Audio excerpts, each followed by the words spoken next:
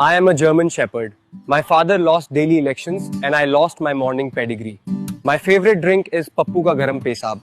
और यहाँ पर AI की शक्तियों का एकदम सही उपयोग किया गया है। अभी यहाँ पे 4100 रुपया जेबी से निकाल, जेब से 4100 रुपया पॉकेट चोरी हो गया इनका। कहाँ से आए थे? लोहरखा से। बताइए, इतना पैसा लेकर आए थे, लोग चोरी कर लिया, क्या बोलिएगा? वोट चोरी का आरोप लगा कर आए थे, आपको पैसे चोरी हो गया जी। अब चोरों की यात्रा में जाओगे तो पैसा, मोबाइल, पर्स चोरी होना तो स्वाभाविक ही है। तुम्हें उस स्टैंड से सबको हटाना होगा, जल्दी करो। मेरी बात सुनिए ध्यान से, आप लोग जी ब्लॉक से एन ब्लॉक की तरफ शिफ्ट हो जाइए। ये एक इमरजेंसी है, सारे लोग एन ब्लॉक की तरफ अभी। पीछे हटो, गिरे दो हमें। फैसल सबको बाहर निकालो, अभी के अभी। फैसल खान, फैसल खान, फैसल खान, फैसल खान, फैसल खान।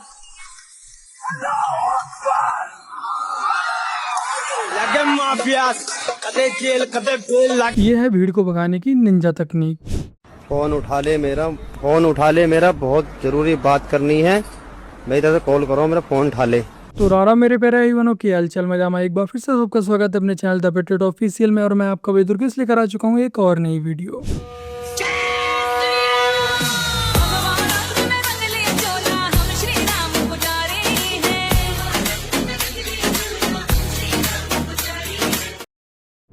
है किसी की तो तुम्हारी नहीं है।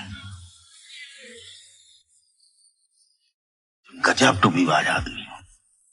पहले तो साला हमारे घर में घुसा है जबरदस्ती, अब सीधा किसी की हवेली में। करते कैसे हो ये सब? इंडिया ने जो तेल रसिया से खरीदा उसे रिफाइन करके यूक्रेन को बेच दिया। अब इनडायरेक्टली यूक्रेन ही रसिया को फंडिंग कर रहा है अपनी फील्डिंग सेट कराने के लिए। What do you do? Agra में स्कूल है।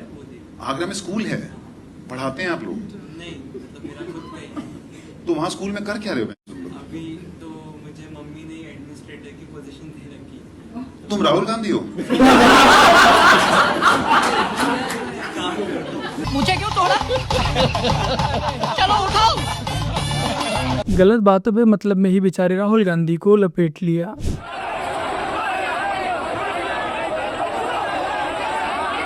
तेरा काम हो गया, तुझे क्यों निकाला? मुझे क्यों निकाला? मुझे क्यों तोड़ा? चलो उठाओ। बेचारे कन्हैया कुमार को पहले स्टेज पर नहीं चढ़ने दिया गया था, धक्का मारकर उतारा गया था और अब रैली से भी धक्के मारकर खींचकर बाहर निकाल दिया गया। अगर कोई इज्जतदार आदमी होता तो वो इतनी बेइज्जती तो ना सहता। लोकतंत्र का आधार ये होता है कि राजा का बेटा राजा नहीं बनेगा, चाहे वो किसी का बेटा बेटी हो, उसको जनता की अदालत में जाना पड़ेगा। अपनी कुर्सी से उतर करके, महलों से भी निकल करके, झोपड़ियों से भी निकल करके, गलियों से निकल करके, खेतों खलिहानों दफ्तरों से निकल करके इस देश की जनता के सामने हाथ जोड़ना पड़ेगा। बेचारे तेजस्वी का चेहरा देखने लायक था, इसीलिए इसे कोई स्टेज पर नहीं चढ़ने देता है। अब ये आदमी कितनी देर से बोले खड़ा हो यहाँ?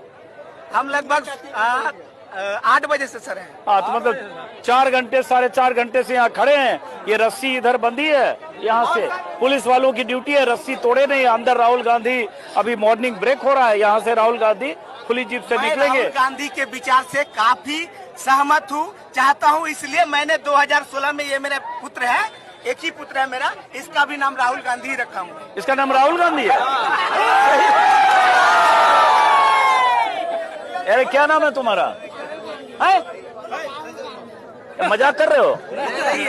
सही में इसका नाम राहुल गांधी? ले, ये तो गजब कर दिया भाई। इसका बेटे का नाम राहुल गांधी रख दिया। राहुल गांधी क्या नाम है तुम्हारा? सही है, ये चल झूठ मत बोलना। सिखा के तो नहीं लाया तुम्हारे? इनको क्या बोलते हो? अब्बा पापा क्या बोलते हो उनको? पापा सिखा के तो नहीं लाए यहाँ? क्या नाम है फिर से बताओ? पापा का क्या नाम है? मोहम्मद। ये गजबे कर दिया है। तो बेटे का नाम राहुल गांधी रख लिया, पापा है मोहम्मद फिरोज। ये भाई इतनी। एक पप्पू ने पहले ही देश को सर्कस बना रखा और उसने एक और पप्पू पैदा कर दिया। जब ये बस है, ये ड्राइवर साहब हैं और इनका कहना है कि मैं बिल्कुल गाड़ी नहीं रोकूंगा। हाँ जी बोलो। आप अगर गाड़ी में जगह नहीं तो गाड़ी नहीं रोकोगे? स्टॉप पे गाड़ी रोकोगे या नहीं, ये बताओ आप? जगह नहीं होगी तो नहीं रोकोगे आप? आपकी ड्यूटी नहीं है। आप ये 2 महिलाएं हैं। हाँ जी, कौन सा स्टॉप था?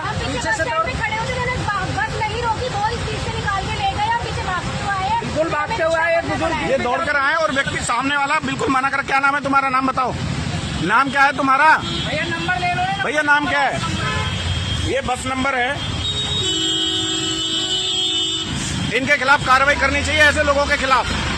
दिल्ली की मुख्यमंत्री रेखा गुप्ता जी को इस ओर थोड़ा सा ध्यान देना चाहिए। सरकार को बदनाम करने के लिए बहुत ही बड़ी साजिश चल रही है जो बस मामूली सी दिखाई पड़ती है। सन 1193 मोहम्मद बख्तियार खिलजी ने आग लगा दी।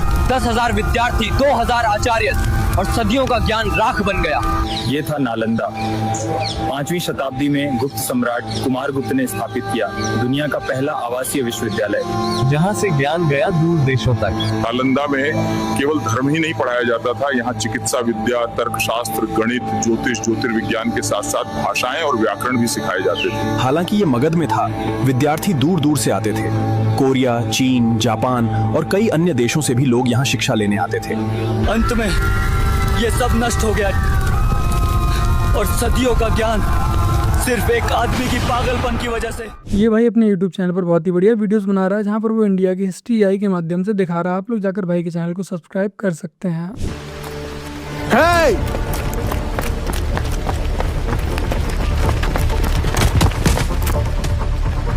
साहेब ভুল করছেন, আমার পরিসনের উপর পর্যন্ত আছে। स्वार्थ की राजनीति करने वालों को इस बात की खबर थी।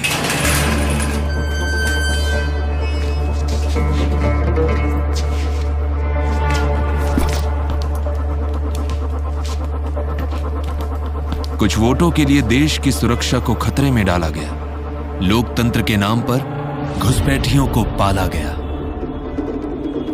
पूरे देश में SIR लागू हो रहा है। घुसपैठियों को सख्त चेतावनी दी जाती है।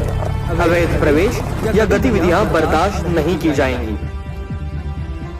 इस रात के बाद नया सूरज निकलने वाला था। सुरक्षित कल के लिए आज बदलने वाला था।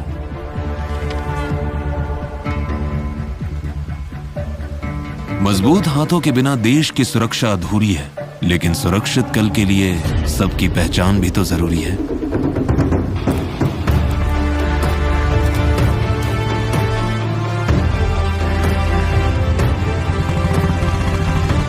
एक मजबूत लोकतंत्र की यही निशानी है। ये नए दौर के भारत की। अब ममता दीदी के राज पश्चिम बंगाल में भी SIR लागू होगी और जो रोहिंग्या हैं उन्हें चुन चुनकर ठिकाने लगाया जाएगा। यात्रा से एक चीज और पता चलती है कि जो आपका सपोर्टर है ना उसका मिजाज क्या है। एक दिन में यात्रा थी वाराणसी में, सुबह थी प्राइम मिनिस्टर की और दोपहर शाम थोड़ा रात को थी अखिलेश यादव की। अब मैं आपको दोनों यात्रा का डिफरेंस बताती हूँ एज अ वुमेन जर्नलिस्ट। जब PM की यात्रा निकली थी तो PM की यात्रा में पॉइंट A से पॉइंट B कवर करने में दिक्कत नहीं थी। भीड़ बहुत थी, लोग देखना चाह रहे थे, क्योंकि जब आप साथ साथ चलते हैं या आप किसी एक पॉइंट तक पहुंचते हैं तो उनके सपोर्टर्स सड़क पे रहते हैं, तो इसमें मेल और फीमेल थोड़ा सा डिफरेंस आ जाता है। PM की यात्रा के अंदर जब लोग देख रहे थे और BJP वाले लोग भी देख रहे थे कि भाई महिला चल रही हैं, तो वो जगह बना रहे थे और वो आपको थोड़ा आगे आने की स्पेस दे रहे थे। तो PM की यात्रा कवर करने में दिक्कत नहीं थी। चलना बहुत पड़ रहा था, गर्मी थी, वो बातें अलग हैं। लेकिन जब अखिलेश यादव की यात्रा निकली, मैं वो यात्रा कवर नहीं कर पाई, क्योंकि जो सपोर्टर्स थे अखिलेश यादव के, वो जिस तरीके से सड़कों पे उतरे, वो पॉसिबल नहीं हो रहा था कि आप उसको शूट कर सकें। मैंने मिडवे ऑफिस को बोला कि मैं ये यात्रा नहीं कवर कर सकती हूँ, जबकि गदोलिया चौक वाराणसी में है, बहुत फेमस चौक है, वहां से PM भी निकले थे और वहीं से अखिलेश यादव भी निकले थे। तो जो मिजाज होता है सपोर्टर्स का, वो भी आपको यात्रा के अंदर बहुत ज्यादा पता चलता है। और कुछ लोगों का ये कहना था, जो दुकानदार थे, कि PM के जब साथ में सपोर्टर्स आए, BJP के सपोर्टर्स आए, उनके सब लोग आए तो हमें दिक्कत नहीं हुई, लेकिन जब दूसरी तरफ के लोग वगैरह आए तो शॉपकीपर्स भी थोड़ा सा घबरा गए थे कि नहीं भाई अब इनके सपोर्टर्स इतनी भारी तादाद में आ गए।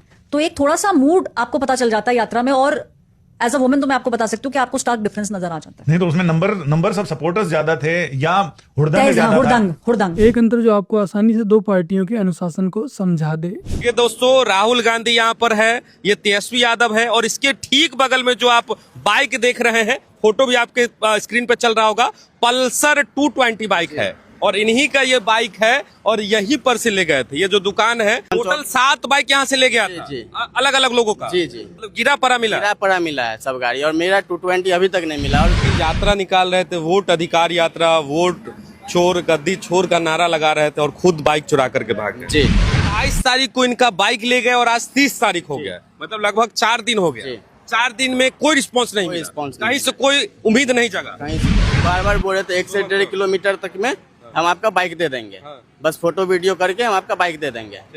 लेकिन वो बाइक अभी तक नहीं रिकवर हुआ है। और यहीं पर वो बाइक लगा हुआ था जहां पर एसपीजी के कमांडो चाय पीने के लिए आते हैं और इनका बाइक लेकर के चले जाते हैं। यहीं पर बाइक लगा हुआ था, मतलब कि बाइक लेकर के गया राहुल गांधी के एसपीजी के कमांडो 27 तारीख को वोट अधिकार यात्रा के दौरान, और इनको एमएलसी साहब कह रहे थे कि आप सनहा जो दर्ज करवाई उसमें 28 तारीख का डेट डालिए। मतलब कैसा ये वोट अधिकार यात्रा, ये समझ में नहीं आ रहा है। वोट की बात हो रही है और किसी का सामान गायब हो जा रहा है। यहाँ से सीतामढ़ी बुलाया जा रहा है, ढाका बुलाया जा रहा है, मोतिहारी बुलाया जा रहा है, लेकिन फिर भी इसके बावजूद भी ये बाइक जो इनका पल्सर है ये मिल नहीं पा रहा है, दे नहीं रहे हैं। कौन पार्टी क्या है नहीं है, इनका ये बाइक नहीं मिल रहा है। एसपीजी के कमांडो ले तो गए लेकिन वापस नहीं कर रहे हैं, ना रिस्पांस दे रहे हैं, ना ये कह रहे हैं कि बाइक मेरे पास है हम दे देंगे फन्ना तारीख को, कुछ भी नहीं, कॉल भी रिसीव नहीं कर रहे। ये है राहुल गांधी की वोट चोर यात्रा, जिसमें सारे के सारे चोर ही आ रखे हैं। कोई फोन बटुआ पैसे चुरा रहा है तो कोई बाइक ही गायब कर दे रहा है, बाइक की चोरी हो जा रही है। तो बस मेरे प्यारे भाई बहनों, आज की अपनी इस वीडियो में इतना ही। वीडियो को लाइक शेयर कमेंट और अपने इस चैनल को सब्सक्राइब ऐसे कर लीजिएगा। चलिए फिर मिलते हैं एक और नई वीडियो के साथ, तब तक के लिए जय हिंद, वंदे मातरम, जय श्री राम। इस मासूम बच्चे की तस्वीर को ध्यान से देखो। इस बच्चे को अपने हिंदू धर्म फॉलो करने की सजा मिली है। ये एक बच्चे का चेहरा नहीं बल्कि एक हकीकत है जो हमारे समाज की दर्दनाक कहानी बयां करती है। पिछले कुछ सालों में भारत के स्कूलों से ऐसी घटनाएं सामने आई हैं जहां मुस्लिम शिक्षकों ने हिंदू छात्रों को उनकी धार्मिक पहचान की वजह से परेशान किया है। 27 अगस्त 2025 को उत्तर प्रदेश के एटा में एक 4th क्लास के बच्चे की कॉपी फाड़ दी गई। उससे बुरी तरह पीटा गया क्योंकि उसने उस पर जय श्री राम लिखा था। 18 मई 2025 को मुजफ्फरनगर में एक शिक्षिका ने एक 6ठी क्लास के हिंदू छात्र की चोटी काट दी, उसका तिलक मिटा दिया। 11 दिसंबर 2024 को मध्य प्रदेश के नरसिंहपुरा में एक शिक्षक ने छात्र को सिर्फ राधे राधे कहने पर बुरी तरह पीट दिया। बिहार के गया में एक मुस्लिम शिक्षिका ने एक 4th कक्षा के छात्र के बैग से भगवत गीता निकालकर डस्टबिन में फेंक दी और हिंदू देवी देवताओं को गाली देकर उनका अपमान किया। ये कुछ ऐसी घटनाएं हैं जो दिखाती है कि कैसे कुछ विशेष लोग शिक्षा के मंदिर को धार्मिक भेदभाव का अड्डा बना रहे हैं। इसे सिर्फ 1-2 घटनाएं मानने की गलती मत करना, बल्कि ये एक गंभीर समस्या है जो हमारे बच्चों के भविष्य को खतरे में डाल रही है। इन मासूम बच्चों को सुरक्षा और सम्मान देना हम सबकी जिम्मेदारी है।